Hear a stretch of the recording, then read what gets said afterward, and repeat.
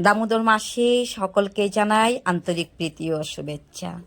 আজকে একটি ফুল এবং একটি ফলের নাম বলবো, যে ফুল ও ফল ভগবান শ্রীকৃষ্ণচন্দ্রের অত্যন্ত অত্যন্ত প্রিয় ফুল ও ফল।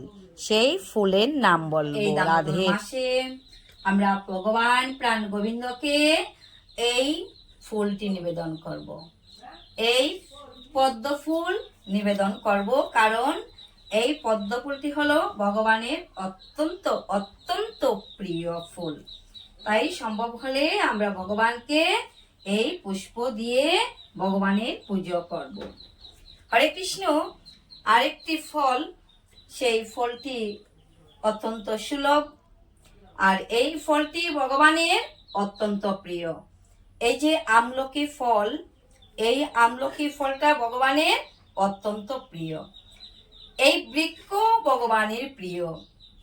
এই বৃক্ষেতে ঘৃত দিয়ে প্রদীপ দান করলে ভগবান শ্রীকৃষ্ণচন্দ্র অতীব খুশি হয়।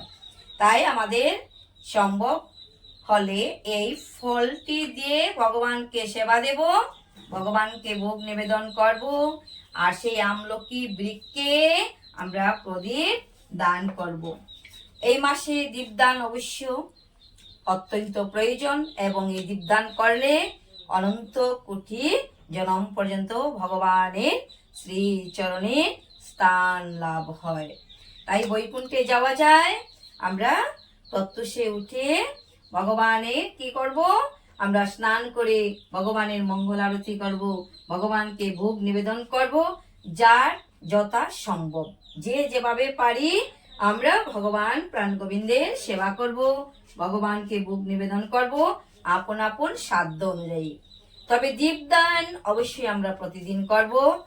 এই আকাশ প্রদীপ, তুলসী মহারানীকে দীপদান, আমলকি বৃক্ষে দীপদান, এইগুলি আমরা করে থাকবো। হরে কৃষ্ণ। রাধে রাধে। সকল ভক্তবৃন্দগণ ভালো থাকুন।